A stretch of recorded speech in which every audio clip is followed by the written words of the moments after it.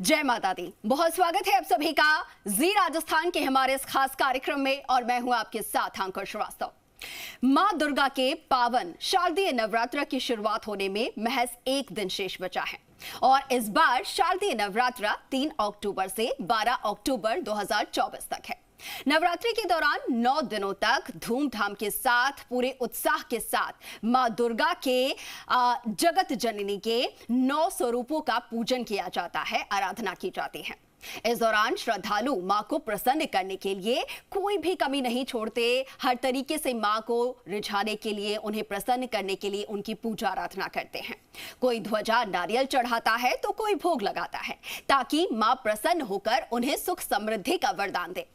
मान्यता है कि जो भी व्यक्ति इन 9 दिनों में सच्ची श्रद्धा और विधि विधान से माता रानी का पूजन करते हैं, उनकी सारी मनोकामनाएं पूर्ण हो जाती हैं और साथ के साथ उनके जीवन में जो भी कष्ट है, जो भी परेशानियां हैं, वो सब छूमंतर हो जाते हैं। घट स्थापना के साथ नवरात्रि की विधिवत शुरुआत होती है और फिर 9 दिनों तक भक्ति की धारा अविरल बहती है। कैसे करें माता का ध्यान, मां को क्या लगाए भोग और क्या है पूजन विधि, जानने के लिए देखिए हमारी एक खास पेशकश 9 रूप शक्ति स्वरूपा।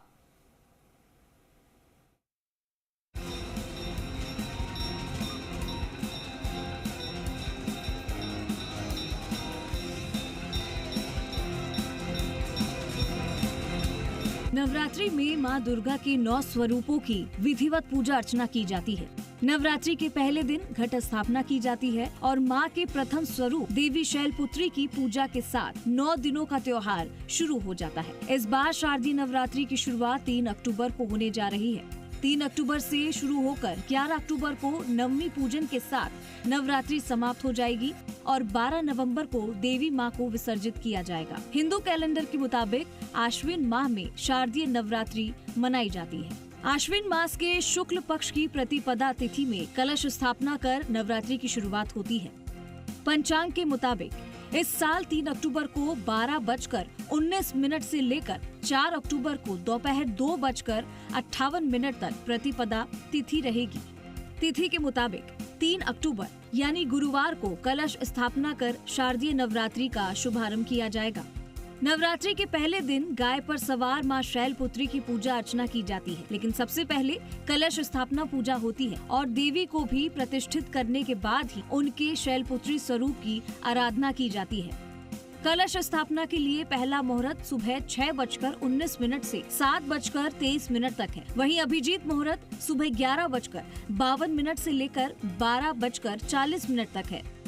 देवी दुर्गा में भक्त 9 दिनों तक उपवास रखते हैं और उनकी पूजा करते हैं। दुर्गा स्तोत्र और दुर्गा चालीसा का पाठ करते हैं। साधकों का मानना है कि अगर वो नवरात्रि के दौरान भक्ति भाव से देवी दुर्गा की पूजा करते हैं तो वो उन्हें आशीर्वाद देती हैं और उनकी सभी मनोकामनाएं भी पूरी करती हैं।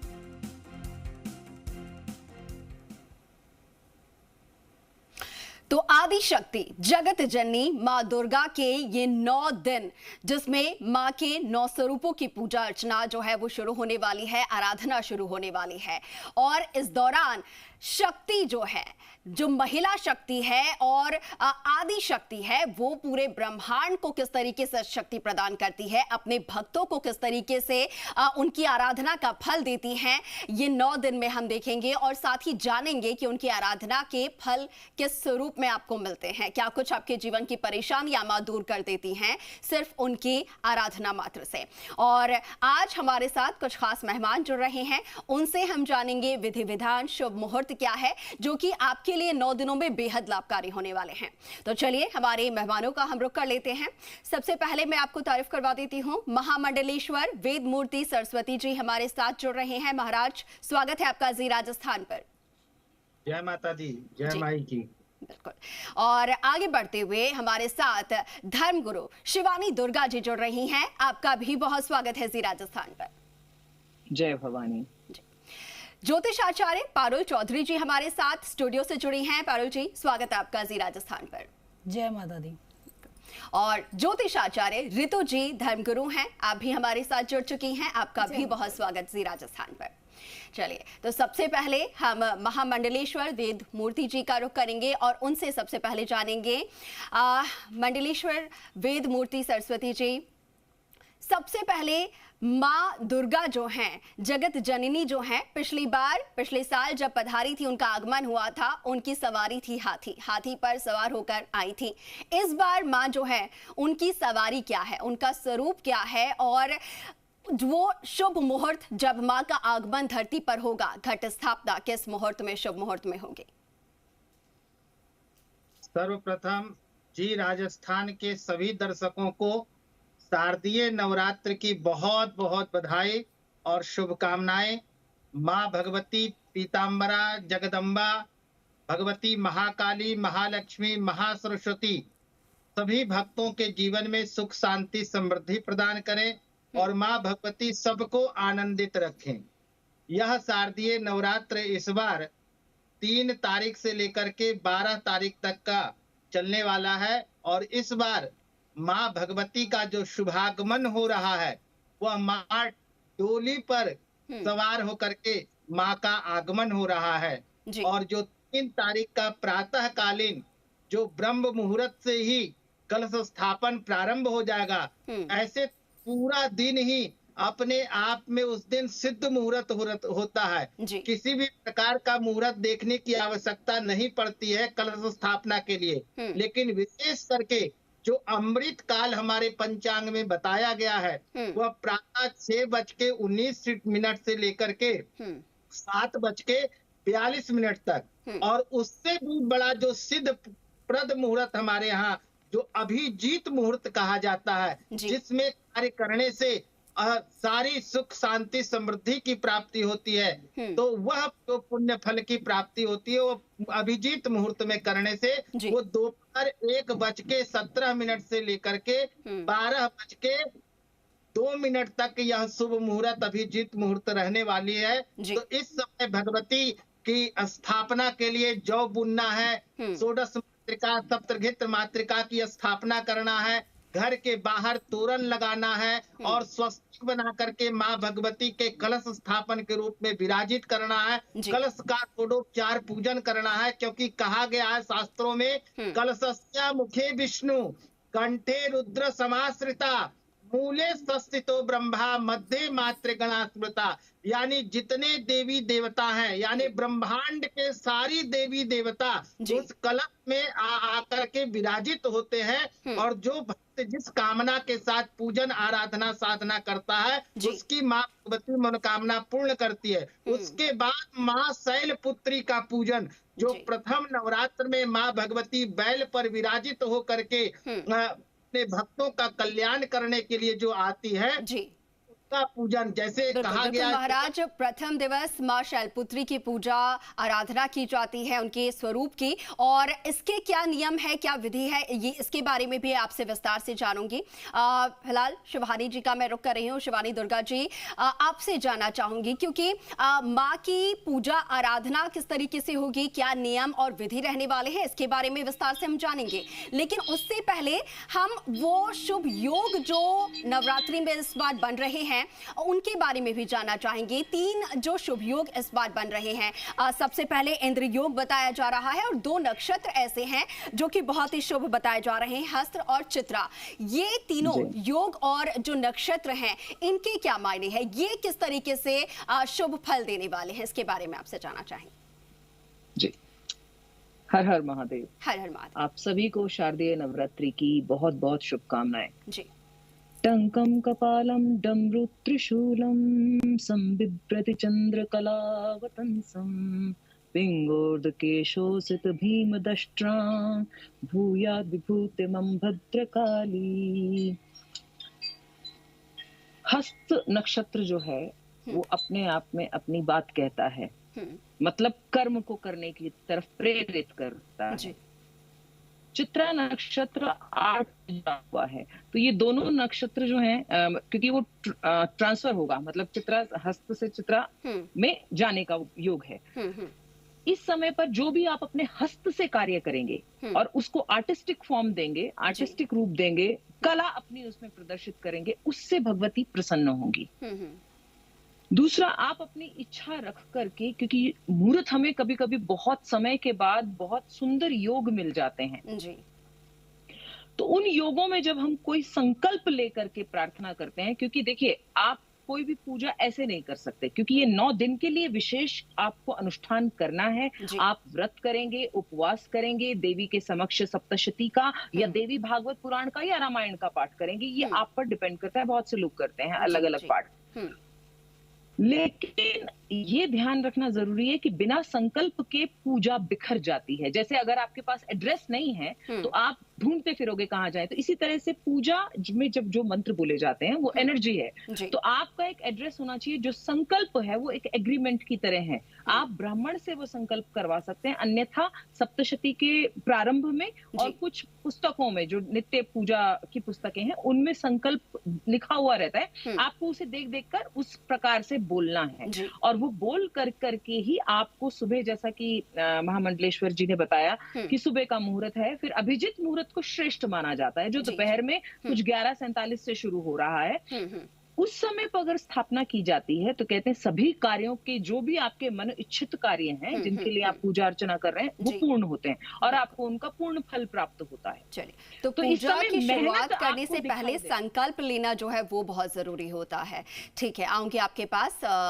आगे इस कड़ी में मैं अब जुड़ना चाहूंगी ज्योतिषाचार्य ऋतु जी हमारे साथ स्टूडियो से जुड़ी हुई है। ऋतु जी, अब आते हैं हम घट स्थापना पर, और पूजा की विधि किस तरीके से होगी, किस तरीके से सबसे पहले कलश की स्थापना की जाए। और कलश स्थापना की बात आती है तो मन में, जहन में ये सवाल उठता है कि आखिर जो कलश है कौन से धातु का होना चाहिए, कौन सा धातु शुभ माना गया है।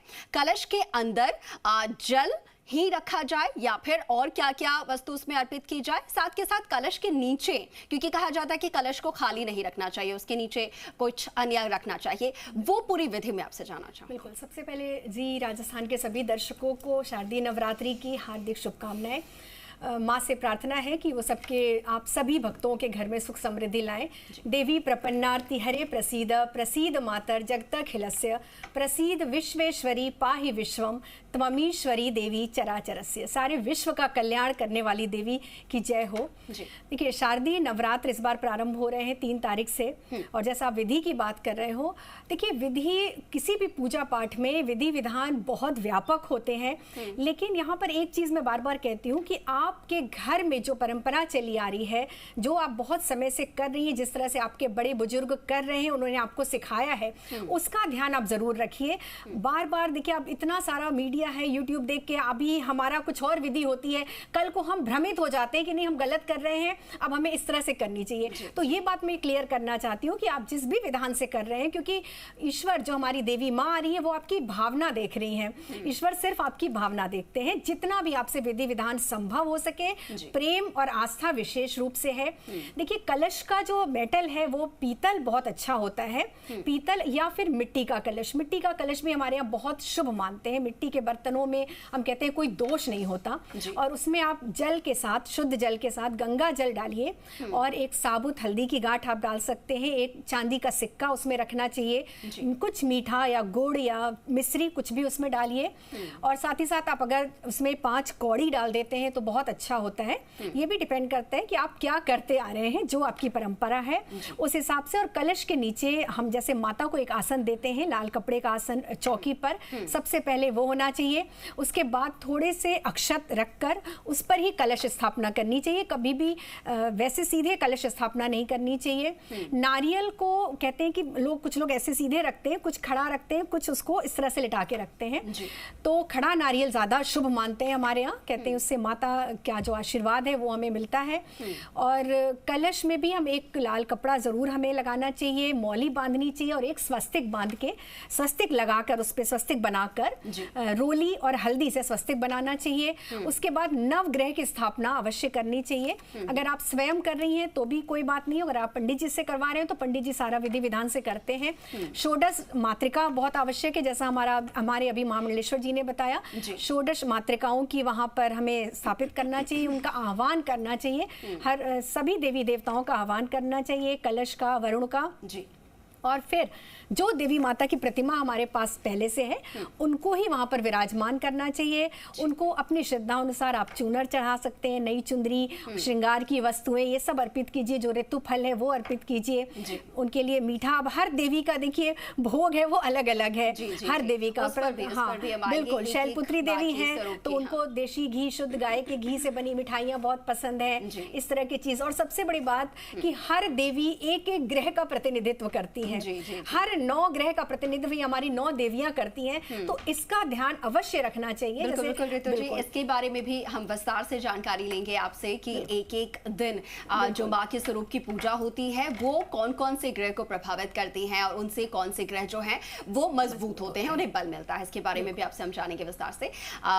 आचार्य पारुल जी, मैं आपका रुख करना चाहूंगी और सबसे पहले जो पहले दिन माँ शैलपुत्री का जो स्वरूप है, माँ शैलपुत्री का स्वरूप कैसा है उसके बारे में आपसे जानेंगे और साथ के साथ वो जो स्वरूप है वो क्या दर्शाता है, यहाँ पर उनके द्वारा क्या संदेश जाता है और साथ के साथ उनकी पूजा अर्चना करने से क्या फल प्राप्त होते हैं।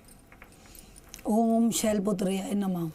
ठीक है, अभी हम बात कर रहे हैं शैलपुत्री जी माँ की, जिसे पार्वती माँ के रूप में भी हमारे शिव जी ने स्वीकार किया था। जब उन्होंने उनकी आराधना की थी, देवी ने जब उन्होंने आराधना स्टार्ट की थी महादेव की, मीन्स जब उनकी सिद्धियां प्राप्त करने के लिए शैलपुत्री जी गई थी, तो उन्हीं को हिम की जो हिमालय की जो पुत्री हैं उन्हीं को ही शैलपुत्री कहा जाता है। तो इनकी आराधना करना, जो इनका चक्र है वो मूलाधार चक्र माना जाता है और जो मूलाधार चक्र वो हमारे गणेश जी से बिल्कुल रिलेट करता है। मीन्स मूलाधार चक्र में हमारे गणेश जी का विराजमान ही होता है। तो ये हमारी रूट चक्र होती है। जब तक हमारी रूट नहीं चक्र ठीक होगा ना, तब तक हम बैलेंस नहीं कर पाएंगे अपने लाइफ में। तो इनका मतलब हमको शैलपुत्री सिखाती है लाइफ में बैलेंस करना। सबसे बड़ी बात, जो पहला नवरात्र आ रहा है, कह रहे हैं जिंदगी को बिल्कुल समतल कर दीजिए, बैलेंस कर दीजिए, दुख दरिद्रता सब निकाल दीजिए अपने घर से। तो वैसे ही शैलपुत्री जब आती हैं, पहले दिन घट स्थापना होती है, जैसे अभी ऋतु जी ने बताया कि ऊपर की तरफ रखते हैं, लेकिन मैं थोड़ा सा इसमें करेक्ट करना चाहूँगी कि जो हमारा नारियल होता है, जब घट स्थापना करते हैं हमारे सनातन धर्म में, ऊपर की तरफ अगर हम नारियल रखते हैं तो उसको शत्रुओं को बोलते प्रभाव बढ़ जाता है, हमारे शत्रु बढ़ जाते हैं। और जब हम नीचे की तरफ उसकी चोटी रखते हैं तो हमारी बीमारियां बढ़ जाती हैं, हेल्थ कॉन्शियस होते हैं लोग और महामारी टाइप में चीज़ें जो होती हैं ना घर में फैलना स्टार्ट हो जाती है। जैसे कि स्किन डिसीज सबसे ज़्यादा लोगों को उस टाइम पे होते हैं। तो जैसे कि नारियल में त्रिदेव का वास होता है, ब्रह्मा, विष्णु और महेश का।